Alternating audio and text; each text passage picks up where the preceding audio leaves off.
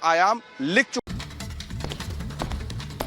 नमस्कार, आप देख रहे हैं रिपब्लिक भारत और मैं हूं आपके साथ गायत्री शर्मा। मैं और अंजलि तमाम बड़ी खबरें आपको बताएंगे, लेकिन सबसे पहले बात करते हैं पिंक सिटी यानी जयपुर की। जी हां, लोकसभा चुनाव सर पर हैं और जयपुर की अगर बात की जाए तो सिर्फ 2009 को अगर हम छोड़ दें तो 1989 से लेकर लगातार बीजेपी यहां पर जीत का परचम लहराती रही है। और अब 2024 के लोकसभा चुनाव के लिए एक बार फिर से मैदान में जीत के दावे के साथ बीजेपी उतर रही है। लेकिन बड़ा सवाल यह है, क्या विरोधी रोक पाएंगे?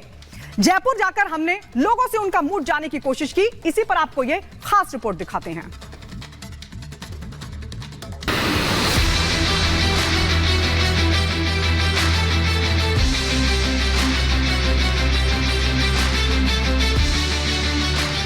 जयपुर राजस्थान का पिंक शहर, जो बेहद ही खूबसूरत शहरों में से एक है।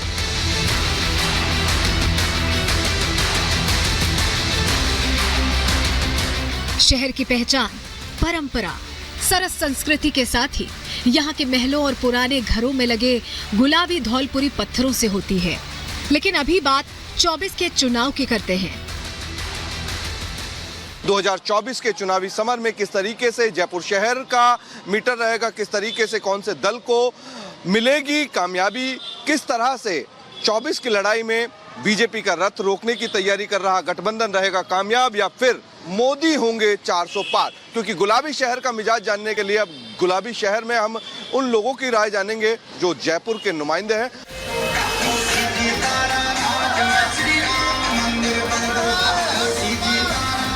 चारों ओर से दीवारों और परकोटों से घिरी राजस्थान की राजधानी जयपुर पर हमेशा से ही बीजेपी का स्ट्रॉन्ग होल्ड रहा है। लेकिन 24 के इस महामुकाबले में माहौल क्या है? इस बार पिंक सिटी के लोगों के दिलों में क्या है? ये रंग बिरंगे जो कपड़े हैं, कहीं ना कहीं कमोबेश इसी तरीके का नेचर जो है राजस्थान और जयपुर के शहर के लोगों का रहता है। रंगीन और गुलाबी कपड़े आपको यहाँ पे दिखाएंगे। ट्रेडिशनल आपको जो यहाँ विरासत के रंग हैं वो आपको दिखाई देंगे। और तमाम विरासत के रंगों को समेटे हुए ये कपड़ों की दुकान में बैठे हुए लोग जो हैं वो गुलाबी शहर के लोकसभा सीट का वो मिजाज बताएंगे जहाँ से शुरुआत कहीं ना कहीं प्रधानमंत्री नरेंद्र मोदी 3 से 4 महीने पहले कर चुके थे।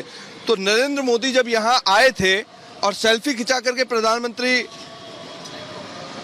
फ्रांस के राष्ट्रपति के साथ में गए थे, तो उससे कितना असर पड़ा, क्या बदला कुछ?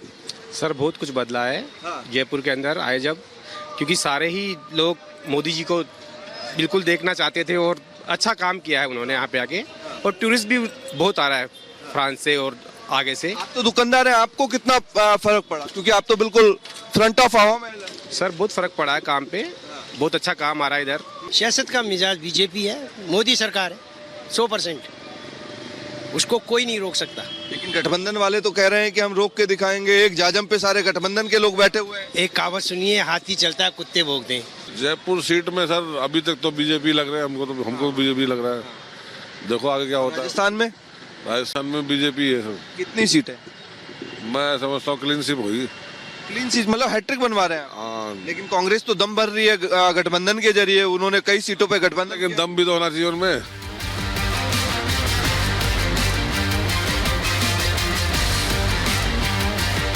हम दुकान से निकलकर जब बाहर आए तो कैमरा देख ही लोगों के बीच चुनावी चर्चा शुरू हो गई। बातें सियासी होने लगी। हमारी कोशिश हर तबके का मूड जानना था, लिहाजा गली गली घूमने और लोगों तक पहुंचने के लिए हम ई रिक्शा पर सवार हो गए। जयपुर लोकसभा सीट पर हम मौजूद हैं और जयपुर शहर की लोकसभा सीट पर क्या है मिजाज और किस तरीके से कौन किस पर पड़ेगा भारी, इस पर हम चर्चा करेंगे। लेकिन जो लगातार शहर में चलते हैं उनसे बात करते हैं। कोई चर्चा होती है कि वोट वगैरह की? अब चुनाव आ चुके हैं। हाँ, चुनाव सवारियां करती हैं। सवारियां करती हैं। किसका माहौल ज्यादा लग रहा है आपको? बीजेपी का लग रहा है। दिन भर में कितनी चीजें सुनने को मिलती हैं कि बीजेपी या कांग्रेस किसका पलटा भारी है? पलटा भारी तो बीजेपी का, ये भी बीजेपी का पलटा भारी है। ज्यादातर लोग उसकी बोलते हैं। उसकी बोलते हैं ज्यादातर, मोदी का नाम लेते हैं। हाँ। अरे कुरैशी साहब, अब तो ये बताइए कि स्थिति क्या लग रही है वाकई में छोटी काशी गुलाबी शहर में? स्थिति तो अभी मामला इस टाइम पर गंभीर ही है। गंभीर है मतलब वोट एंड सपोर्ट जो है मोदी को ज्यादा चल रहा है। हाँ, ज्यादा सपोर्ट चल रहा है। मोदी को सपोर्ट चल रहा है। और ये कौन बोल रहे हैं? कुरैशी साहब बोल रहे हैं। ये बहुत ध्यानपूर्वक बात कर रहे हैं। और सबसे अहम चीज़ ये है कि पूरा दिन रिक्शा चलाते हो आप, पूरा दिन लगातार रिक्शा चला करके और यहाँ सवारी बैठाते हो, तो चर्चा तो होती है, बिल्कुल चर्चा में आवाज़ पड़ती है। बिल्कुल सर। किसको वोट किसको नहीं।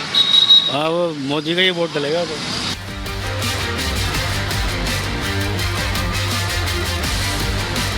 चुनावी माहौल में सियासी चर्चा अगर कहीं सबसे ज्यादा होती है तो वो चाय का अड्डा होता है, जहां चाय की चुस्की के साथ लोग चुनावी गपशप करते हैं। हम भी वहां पहुंचे। अब हम पहुंचे हैं साहू रेस्टोरेंट, साहू की चाय, जहां पे प्रधानमंत्री नरेंद्र मोदी ने बैठ करके न सिर्फ चाय पी थी, चाय की चुस्की ली थी, बल्कि वो चाय की चुस्की फ्रांस के राष्ट्रपति को भी लगा दी थी। तो कुछ लोग हैं, अरे भाई एक टेबल मुझे भी मिल जाएगी क्या बैठने के लिए? पहले तो इनसे बात करेंगे, एक बार आप तकलीफ आपको दूंगा थोड़ी सी। तो यार आपकी चाय के चर्चे तो जो है प्रधानमंत्री नरेंद्र मोदी ने शुरू किए और उसके बाद फ्रांस तक पहुंच गए। सर बिल्कुल बिल्कुल उनका आशीर्वाद है। तो मतलब आप तो अटल जी के टाइम से चाय पिलाते आ रहे हैं। वो शुरू से पिला रहे हैं सर, पीढ़ी दर पीढ़ी, पीढ़ी दर पीढ़ी, चौथी पीढ़ी है हमारी है। चौथी पीढ़ी चाय पिला रहे हैं। बिल्कुल सर। कितने उबाल लगाते हो चाय में? चाय में जितने चाय उतने लग जाते उबाल तो सर। कोई सियासी उबाल किसका है? सियासी उबाल तो बीजेपी का ही है सर। बीजेपी का क्यों? अगर मोदी को चाय पिला दी इसलिए या फिर वैसे? नहीं, हम तो मोदी जी के ही वो सपोर्टर है सर।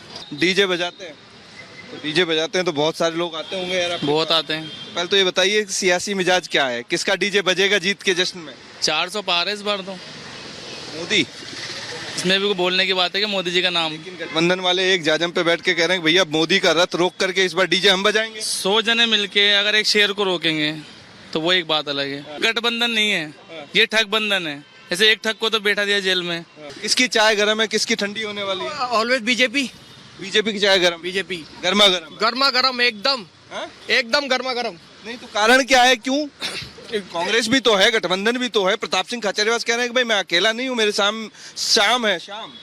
ऐसा कुछ भी नहीं है। शुरू से बीजेपी है और हमेशा रहेगी और आगे भी मतलब परमानेंट है बीजेपी।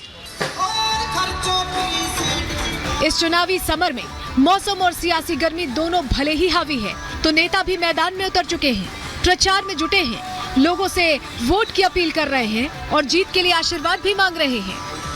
मेरा ये घर है, मेरा पियर है और पियर में बेटी आई है, तो जैसे बेटी को पियर में आने की खुशी है वो देख लो आप जनता को, मैं भी उतनी खुश हूँ। आपके पिता एक बीजेपी के बहुत बड़े नेता थे, पुराने वक्त में बहुत लंबी उन्होंने राजनीतिक करी, उसका फायदा मिलेगा? ये सब संबंध बनाए उन्हीं के जो हम लेके चल रहे हैं साथ में। छोटी काशी मंजू जी कही जाती है, इस जयपुर को छोटी काशी कहा जाता है। प्रधानमंत्री नरेंद्र मोदी इसी परकोटे इलाके में रोड शो करके गए थे फ्रांस के राष्ट्रपति के साथ में। तो कितना कुछ बदलाव जो है प्रधानमंत्री नरेंद्र मोदी के बाद में चेंजेस देखने को मिला है पॉलिटिक्स में? पॉलिटिक्स में क्या बदलाव हो तो आप देख ही रहे हो, पूरे देश दुनिया आज उनको विश्व गुरु बना दिया है भारत को। जयपुर लोकसभा सीट पर बीजेपी ने मंजू शर्मा को चुनावी मैदान में उतारा है, तो वहीं दूसरी तरफ कांग्रेस ने पहले सुनील शर्मा को टिकट दिया था, लेकिन विवाद होने पर उनका टिकट काटकर अब पूर्व मंत्री प्रताप सिंह को चुनावी मैदान में उतारा है। कि मैं अभी तक उस दर्द को भुला ही नहीं जो विधानसभा चुनाव में मैंने झेला। उसके बाद मेरा ऑपरेशन हुआ, मेरी तबीयत ठीक नहीं थी और पूरी तबीयत ठीक नहीं हुई उससे पहले मैं पार्टी का आदेश आ गया तो मैं मेरी ताकत इकट्ठी करके उतरा हूँ। तो ऐसे में जब आपकी तबीयत ठीक नहीं हो फिर आप ताकत इकट्ठी करके उतरो, तो ऐसे में पैसा धेला तो नहीं है लेकिन लोगों का प्यार और समर्थन मुझे मिला। तो मैं ये मानता हूँ कि जनता वर्सेस बीजेपी की सरकार ये मुकाबला होगा, कम जीत पाएंगे।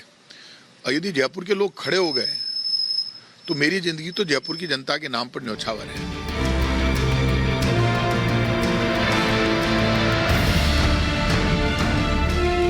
ये तो बात वर्तमान की है, लेकिन बात अगर इतिहास की करें तो पिछले चुनावों के पैटर्न को देखा जाए तो जयपुर बीजेपी के लिए फिलहाल सबसे सुरक्षित सीटों में से एक है।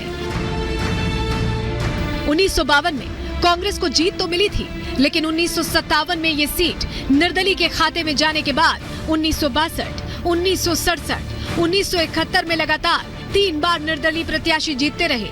वहीं 1977 में बीएलडी और 1980 में जेएनपी ने कब्जा किया।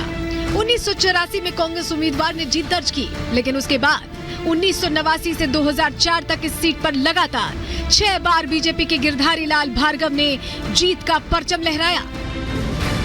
2009 में सीट कांग्रेस के खाते में गई, लेकिन 2014 में मोदी लहर में बीजेपी के रामचरण बोहरा ने एक बार फिर बीजेपी का झंडा बुलंद किया। जन जन की यही पुकार, भाजपा का ट्रैक रिकॉर्ड है कि भाजपा जो कहती है वो करके दिखाती है। ये 24 करोड़ है, सियासी गर्मी 400 पार और मोदी की हैट्रिक को लेकर तेज है। तो दूसरी तरफ जयपुर में कांग्रेस के लिए फिलहाल सबसे बड़ी विडंबना ये है कि लोकसभा चुनावों से ठीक पहले 2023 में हुए विधानसभा चुनाव में कांग्रेस की सीटें बहुत कम हो गई हैं। अगर जयपुर लोकसभा सीट की बात करें तो यहाँ 8 विधानसभा सीट आती हैं, जिनमें से कांग्रेस सिर्फ 2 सीट किशनपोल और आदर्श नगर ही जीत सकी है। हिंदुस्तान में जब से आम चुनाव शुरू हुए हैं तब से लेकर आज तक कांग्रेस जयपुर शहर लोकसभा सीट पर महज 3 बार जीती है। राजस्थान में अगर जयपुर लोकसभा शहर या गुलाबी शहर की बात करें, इस सीट की बात करें, तो यहाँ पलड़ा बीजेपी का भारी रहा है और छोटी काशी में गुलाबी शहर जयपुर में बीजेपी कई बार रिकॉर्ड मतों से जीत हासिल कर चुकी है। प्रधानमंत्री नरेंद्र मोदी ने भी ठीक इसी हवा महल के सामने 3 से 4 महीने पहले फ्रांस के राष्ट्रपति के साथ एक सेल्फी ली थी और उसी के बाद से जयपुर छोटी काशी एक अलग मुकाम हासिल करने लगा था। प्रधानमंत्री का रोड शो फ्रांस के राष्ट्रपति के साथ, नए